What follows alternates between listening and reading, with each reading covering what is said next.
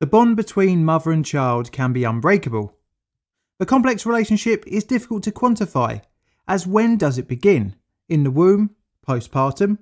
Regardless, the relationship in nature is vital for the life expectancy of the infant, as without a caregiver, food and security are not secured.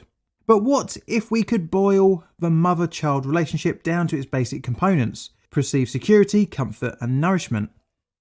That is what today's topic sought out to explore, the nature of love. Although the experiments did not test the human mother-child bond, it did try it out on one of our closest cousins. I must warn you of the subject matter in this video. Although a fascinating dive into the psychology of motherhood, it does involve despair, sadness and arguably horrific results for the test animals. Taking this into account, I'm going to rate it here 4 on my ethical scale. For reference, 1 is completely fine and 10 being just outright evil. I've given this number due to the experiment not being as detrimental to the monkey's health as, say, the head transplants were. Although in some cases, severe psychological trauma was inflicted on the test subjects. Of course, this video is about the controversial monkey mother studies by Harry Harlow. Welcome to the dark side of science.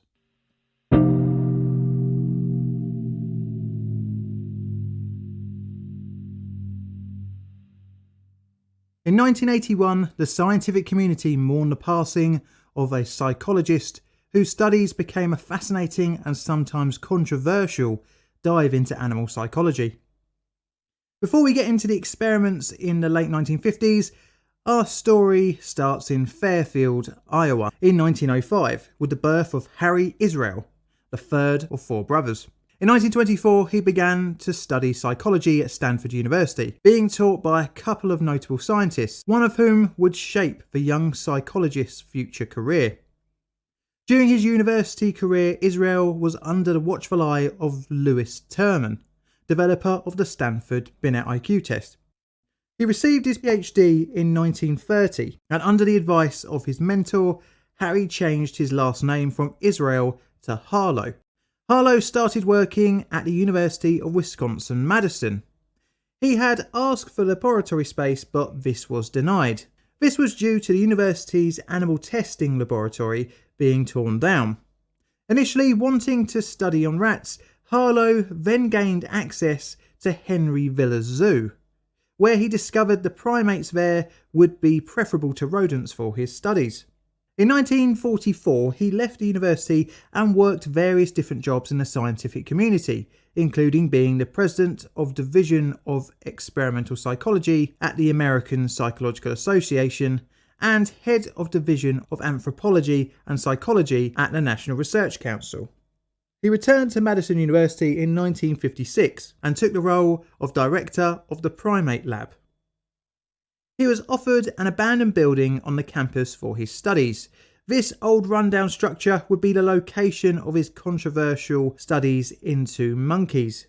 During his work using monkeys, he devised several problem-solving and intelligence tests, proving that by mere curiosity alone, the subjects would want to solve a puzzle. His studies would develop into different intelligence tests for a whole range of age groups. But he had a problem, and that was a reliable source of infant and developing monkeys. Harlow set up a rhesus macaque monkey breeding colony to gain access to developing primates for his experiments. By doing so, his experiments would take a different course.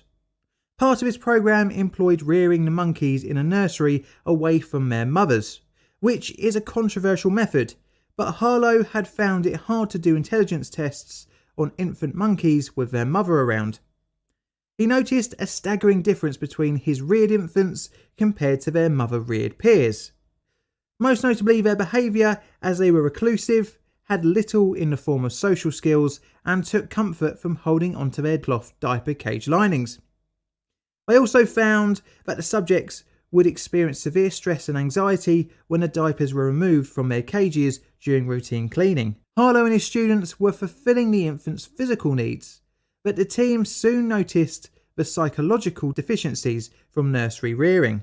He also noticed that the infants that were mother-reared but socially isolated from other monkeys also showed strange behaviour. either being introverted or aggressive when introduced to others. With the infants taking comfort from their cloth diaper cage linings, Harlow thought that this was due to the lack of a maternal figure, and would become the basis of a new experiment. The concept of the monkey mother would begin to form in 1957, when Harlow covered a wire frame in a rough shape of a monkey with a diaper cloth. The new test apparatus was thought to be the minimum requirement for a rhesus monkey in terms of contact comfort. Now this leads us on to the monkey mother experiment and Harlow's famous paper, The Nature of Love. Harlow set out to study the development of affectional responses of neonatal and infant monkeys to an artificial inanimate mother. The study would create two types of monkey mother surrogates, boiled down to the basic components that a monkey infant would want: warmth and nourishment in the form of radiant heat from a light bulb and a single teat for milk dispensing. The first mother was a wire frame formed in a way to be adequate to provide postural support and nursing capability. The second was made from a wooden block with a sponge rubber covering, which was then itself wrapped in a tan-coloured terry cloth. Both were capable of providing milk and were warm. The only difference was the comfort element of the mothers, one being able to be cuddled up to and the other not. Both were designed with maintenance efficiency in mind, thus only had one teat per monkey, and were able to have their warming light bulb replaced easily, with little interaction between the test subjects and the technicians. For the initial experiment, both surrogates were placed inside cages of 8 newborn monkeys. 4 had the cloth mother lactate and the wire one not, and the other 4 had the opposite, so the wire mother could lactate and the cloth one could not. Initially, during the first few days of the newborn's life, they were hand-reared until they were able to explore the surrogates for milk. After which, for a few more days, supplementary hand feeding was done until the newborn could fully feed off the surrogate. For the first 14 days of life, the cage floor was warmed and had a cloth lining. On the 15th day, the comfort flooring was removed and the proper experiment began, with the amount of time on each mother recorded. The monkeys were free to go to either mother if they so chose, with the lactating cloth mother unsurprisingly spent most of the time on their surrogate, using her as a source of affection and comfort. What was interesting though was the group that had the lactating wire mother. As the monkeys got older, they spent less and less time on their feeding surrogate and instead went to the cloth mother for comfort. During the experiment, it was seen in the long term that the monkeys with the wire mother that could feed would increasingly spend more time, up to 18 hours a day, on their cloth surrogate, spending on average under 1 hour per day on the one that could give them food. This meant that the infant monkeys were preferring the contact comfort and perceived affection. In all cases, regardless of which one provided the milk, the monkey would prefer the cloth mother for cuddling, proving that at least in the study that the mother-baby bond wasn't just created from nursing, but instead the capability for love, and that it overwhelmed any other variable. Another 8 monkeys were used as controls for the experiment, with each not having a choice of wire or cloth. Instead, 4 having a lactating wire mother, and the other 4 having a lactating cloth mother only. Both control groups were roughly the same weight by the end of the study, meaning the wire monkey was said by Harlow himself biologically adequate but psychologically inept. But there was one difference, and that was in their poo. You see, the control wire only mother group had softer stools, hinting at psychosomatic issues. Harlow now sought out to test the bond between infants and surrogate by introducing the element of fear. In all cases of dual surrogate, the subjects preferred to go to the cloth mother when something scary happened. What was interesting was after a little bit of time to clinging onto their cloth mother, the infants actually became confident enough to confront the scary object. This wouldn't happen if they were clinging to the wire surrogate. Next came the open field test, where each monkey was placed inside a 6-foot by 6-foot room with various items placed within it. Initially, the room had various toys and interesting objects, but no mother. When confronted by the strange and scary environment, the infant would curl up in a ball in a notable amount of distress.